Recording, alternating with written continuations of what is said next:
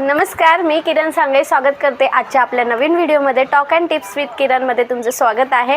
तर आजच्या ब्लॉगमध्ये आपण बघणार आहोत की माझं जे काय डेली रुटीन आहे ते शेअर केलेलं आहे आणि आजचा ब्लॉग जो आहे तो खूप इन्फॉर्मेटिव्ह असणार आहे, कारण की मी दुपारच्या वेळेला ना आज क्लासला वगैरे सुट्टी, सॅटर्डे संडे ग्राफिकच्या क्लासला सुट्टी असते, तर दुपारच्या वेळेला ग्राफिक डिझाईन करणार आहे। तर त्याचं पूर्ण स्टेप बाय स्टेप ट्युटोरियल जे आहे ते तुमच्यासोबत शेअर करणार आहे। त्याच्या पहिले आज सगळ्यात महत्त्वाची गोष्ट सांगायची ते म्हणजे मला असं वाटलं की तुमच्यापैकी बऱ्याच जणांना ही रेसिपी माहीत नसेल। भेंडीचं पाणी, आमच्या भाषेत भेंडीचं लाळ असं म्हणतो आम्ही, काही जण भेंडीचं पाणी म्हणतात। ते खूप पौष्टिक असतं शरीरासाठी, भरपूर सारे म्हणजे आजार असले, आपली पचनसंस्था असते, भेंडीमुळे पोट पण आपलं साफ होतं। तर ही वीकमध्ये एकदा तरी तुम्ही भेंडीची भाजी खायला पाहिजे। आणि सगळ्यात महत्त्वाचं म्हणजे गावरान भेंड्यांची भाजी सहसा खायला भेटत नाही। तर सासरे गावी गेले होते, भेंड्या घेऊन आले होते गावावरून शेतीतल्या, तर मग म्हटलं की आज भेंडीची भाजी करते तर तुमच्यासोबत शेअर करूया। ह्या गावाकडच्या भेंड्या ज्या आहेत त्या कापून घेतलेल्या आहेत, अशा छान स्वच्छ धुवून कॉटनच्या कपड्याने पुसून अशा स्वच्छ अशा कापून घ्यायच्या। त्यांचा कलरच बघा आपल्याला सांगतो, गावरान भेंड्या कशा वेगळ्या दिसतात, आपल्या नॉर्मल भेंड्या अशा दिसत नाहीत आणि ह्या खूप पौष्टिक असतात, आपल्या शरीरासाठी ज्या आहेत ना त्या खूप पौष्टिक असतात। तर या भेंड्यांचं पाणी मी करणार आहे आणि ही रेसिपी जी आहे ती शॉर्टमध्ये तुमच्यासोबत शेअर करणार आहे आजच्या व्लॉगमध्ये। तर यासाठी लागणारं जे काही सामान आहे ते घेतलेलं आहे मी किचनवर। तर त्यासाठी लागणारे आपल्याला हिरव्या मिरच्यांचं छान लागते आणि त्यानंतर कापून घेतलेल्या भेंड्या आणि लसूण, ठेचून लसूण घालायचं आहे आपल्याला। तर कढई तापायला ठेवूया आपण। कढई तापली की त्यामध्ये थोडंसं तेल टाकून घ्यायचं आहे। कढई तापली आहे आपली, थोडंसं असं तेल टाकून घेते, जास्त पण तेल टाकू नका, कारण की जास्त तेलकट भाज्या पण आरोग्यासाठी हानिकारक असतात। तेल तापल्यानंतर ना थोडंसं जिरं टाकून घ्यायचं आहे। जिरं आपलं तडतडलं ना की मग लसूण घालून घ्यायचं आहे। तर लसूण जो आहे ना तो मी खलबत्ता मुसई नाही यूज करत, असं किचनवर किंवा चॉपर असतोय ना त्याच्यावरच थोडंसं असं लसूण जो आहे तो असं रगडून घेते।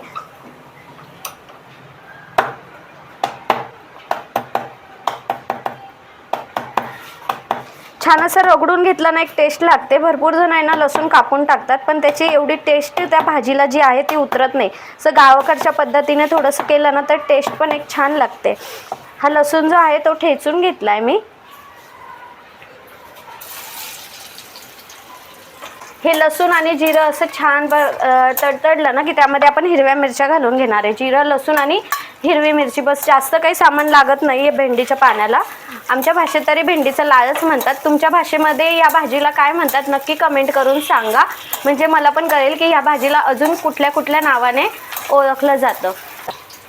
बघा मिरच्या भाजल्या, त्याच्यात थोडंसं मीठ टाकून घेऊया आपण चवीपुरतं, तुमच्या चवीनुसार घालू शकताय मीठ, भाजीच्या क्वांटिटीनुसार, ठीक आहे। तर आता आपल्याला काही टाकायचं नाही आहे यामध्ये, फक्त ह्या ज्या आपण कापलेल्या भेंड्या आहेत ना त्या टाकायच्या आहेत। बट यामधल्या आहे ना मी सगळ्या भेंड्या टाकणार नाही आहे, कारण मिस्टरांना टिफिन पण करायचं आहे आणि त्यांना हे भेंडीचं पाणी टिफिनला देऊ शकत नाही ना, तर त्यासाठी थोडीशी भेंडी जी आहे ती उरवून ठेवली आहे, जेणेकरून त्यांचा टिफिन पण मी करू शकेल। तुझ्या ऑफिसमधले मित्र पण ना भरपूर दिवसापासून म्हणत होते की तू गावाला गेलास की तुझ्या शेतातल्या भेंड्या घेऊन ये, म्हणजे आम्हाला गावरान भेंड्यांची भाजी खायला मिळेल। त्यासाठी मग आज त्यांना थोडीशी भेंडी उरवून ठेवली आहे, त्यांना अशा कोरड्या भेंड्या टिफिनला बनवून द्यायच्या आहे। आणि ह्या ज्या कढईमध्ये मी टाकलेल्या आहेत त्या भेंडीचं पाणी करण्यासाठी टाकलेल्या आहेत। तर ह्या भेंड्या आहेत ना त्या छान परतून घ्यायच्या आहेत, छानपैकी अशा 5-1 मिनटं तरी परतून घ्या। गावरान भेंडी खाण्याचे फायदे काय असतं माहिती आहे का?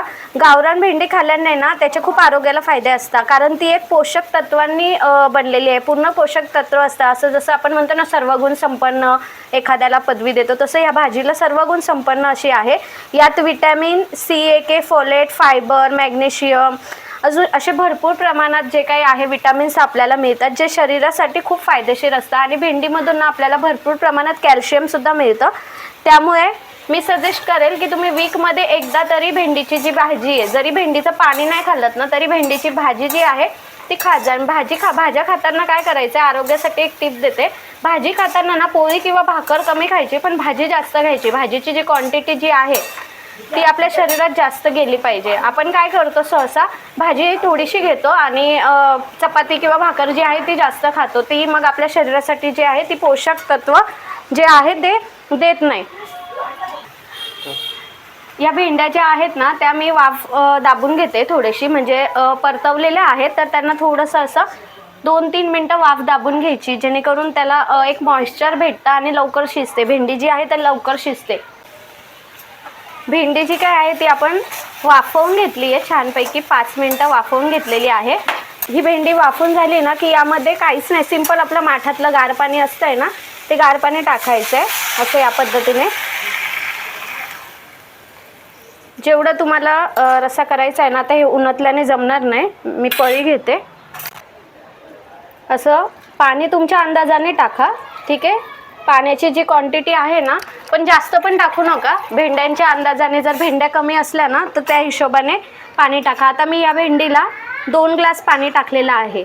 2 ग्लास पाणी या भेंडीला टाकलेलं आहे, कारण की शिजायला पण पाणी लागेल. भेंड्या अजून शिजलेल्या नाही आहे आणि याचा एक प्रॉपर असा अर्क जो आहे तो या पाण्यात उतरणार आहे. बघा आता काय करायचं आहे, पाणी टाकल्यानंतर ना उकळ येऊ द्यायची आणि चांगलं 15-20 मिनटं भेंड्या पूर्णपणे शिजोस्तर ही भाजी शिजू द्यायची आहे. भाजी ना शिजल्यानंतर असा कलर चेंज होतो भाजीचा. असं जेव्हा कलर चेंज होईल ना तेव्हा समजून जायचं की आपली भाजी रेडी झाली आहे. 15-20 मिनटं तरी लागतात तिला शिजायला. नॉर्मली 15-20 मिनटं उकळून घ्यायची आहे. असं म्हणतात ना, प्रत्येक व्यक्ती परफेक्ट नसतो आणि खरं सांगायचं ना तर मी सुद्धा परफेक्ट नाही आहे. माझ्यामध्येही काही गोष्टींची कमी आहे. जसं की मी माझ्या कामात परफेक्ट असले ना तरी मला बाजरीची भाकर किंवा ज्वारीची भाकर खास जमत नाही. भाकरी करायच्या असल्या ना की सासूबाईच करून देतात. पण मी एक गोष्ट मानते की आपण सगळ्यांनी सगळ्या गोष्टीत परफेक्ट होणं महत्त्वाचं नसतंच. महत्त्वाचं म्हणजे रोज काहीतरी नवीन शिकत राहणं. आपल्या चुका, आपल्यातील कमतरता याच आपल्याला शिकवतात आणि पुढेही नेतात. पण हो, मला वेळ मिळाला ना की मी नक्कीच भाकरी परफेक्ट कशी बनवता येईल हे सासूबाईंकडून शिकणार आहे आणि तो व्लॉग पण नक्कीच तुमच्यासोबत शेअर करेन. भेंडीच्या भाजीसोबत ना बाजरीची भाकरच छान लागते. जर तुम्हाला पण बाजरीची भाकर बनवता येत नसेल ना तर बघा, मी समोर स्क्रीनवर दाखवते तुम्हाला.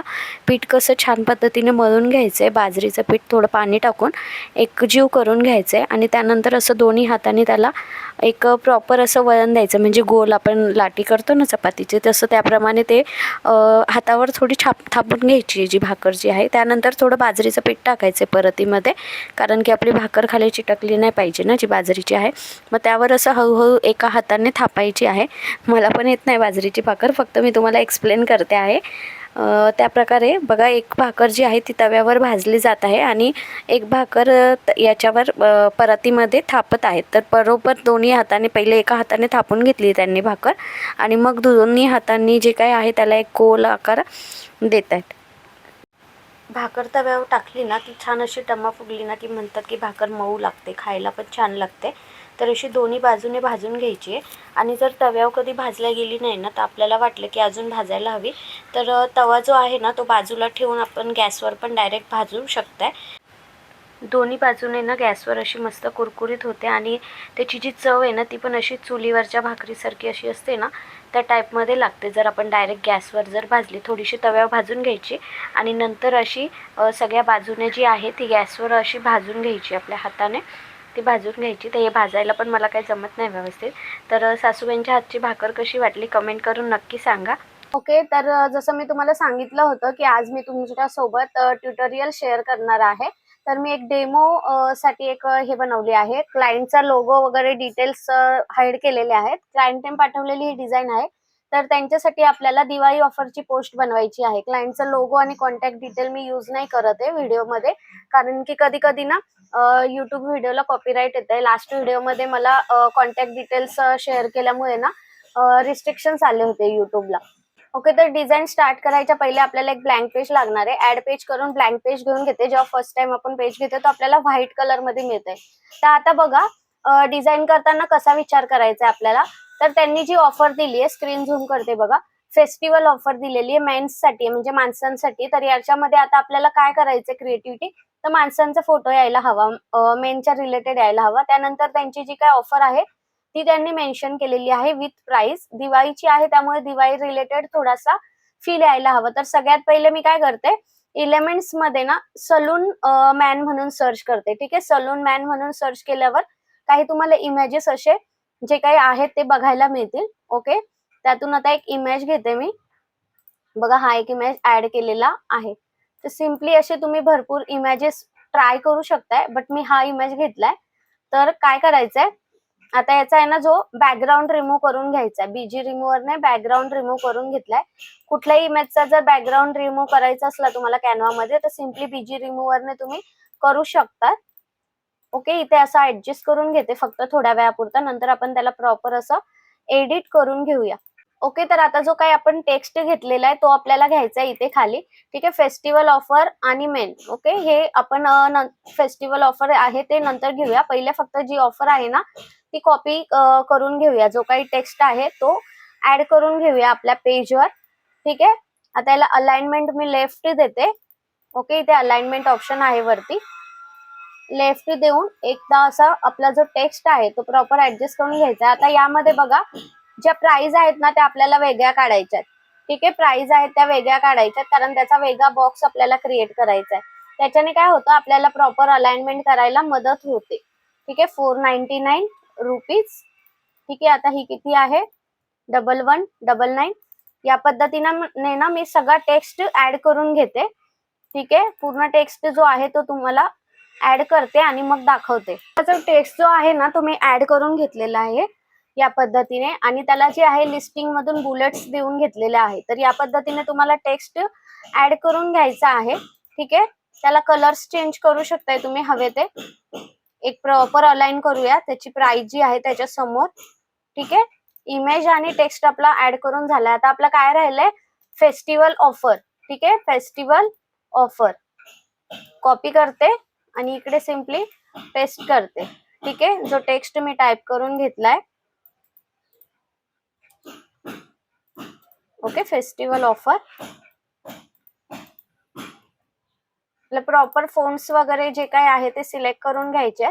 जेव्हा आपण फर्स्ट टाइम टाइप करतो ना तेव्हा कॅनव्हासन्स हा फोंट असतोय, बट मी हा चेंज करून घेतलेला आहे. तुमच्या हिशोबाने जो काही फोंट असेल तो चेंज करून घ्या.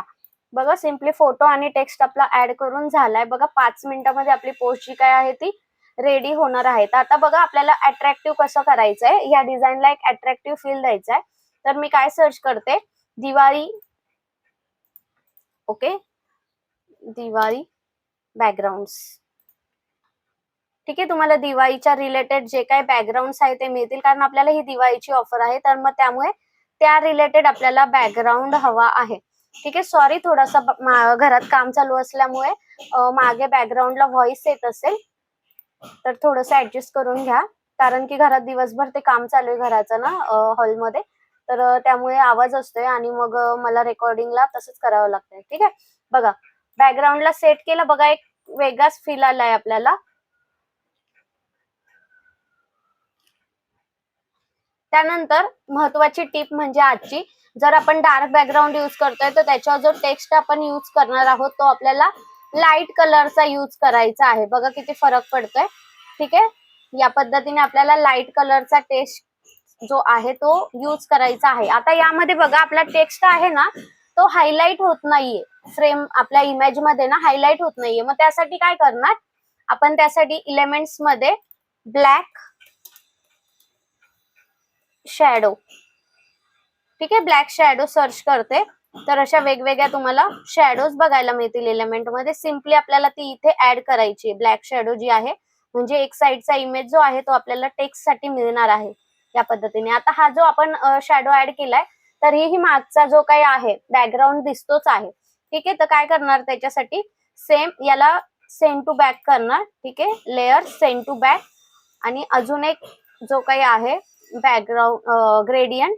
ठीक आहे, शेप्स असे 2-3 ऍड करून घ्या. ठीक आहे, जोपर्यंत आपला इमेज क्लिअर दिसत नाही तोपर्यंत असे ऍड करून घ्या. ठीक आहे, तर यामध्ये आपला टेक्स्ट बघा हाईड होतोय, मागे जातोय. ओके, जातोय, जाऊ द्या. नंतर पोझिशन मध्ये जाऊन किंवा याला सेंड बॅकवर्ड करू शकतात. पोझिशन मध्ये गेलात ना तर इथे बघा एक बॉक्स ओपन होतोय.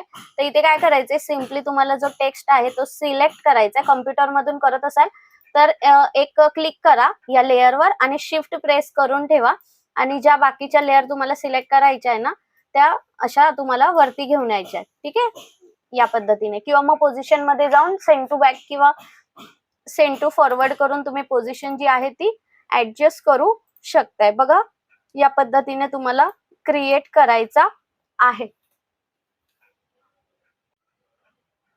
ओके, तर पुढे आता मी काय करणार आहे, हा आपला टेक्स्ट जो ऍड झालेला आहे त्याला थोडंसं कलर मॅच करूया. ठीक आहे, हा येलो असू देत, छान वाटतंय. बट इथे जे आहे ना तो व्हाईट कलर देते आणि इफेक्ट्स मध्ये जाऊन त्याला आउटलाईन देते. आउटलाईन आपण ट्राय करूया कुठली छान वाटते. रेड जास्त छान वाटते आणि इथून आउटलाईन ती जी आहे ती अशी या पद्धतीने ऍडजस्ट करू शकताय. ठीक आहे, आता हा जो वरती स्पेस ठेवलेला आहे तो मी ठेवला आहे लोगो साठी.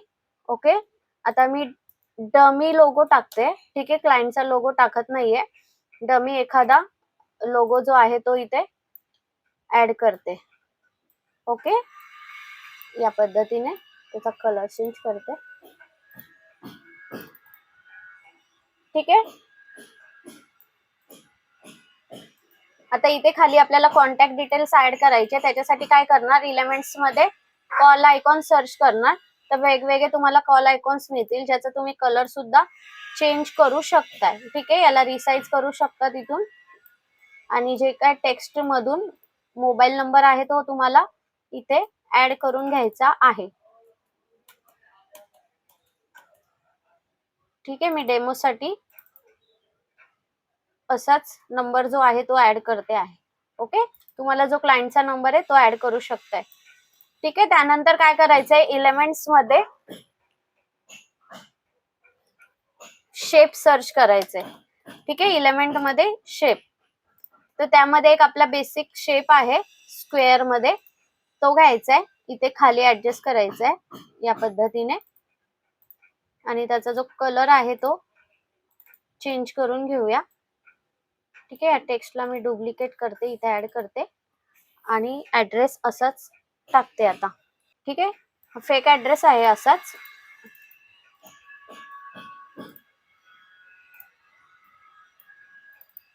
ओके, याचा जो कलर आहे तो चेंज करूया, ब्लॅक देऊया.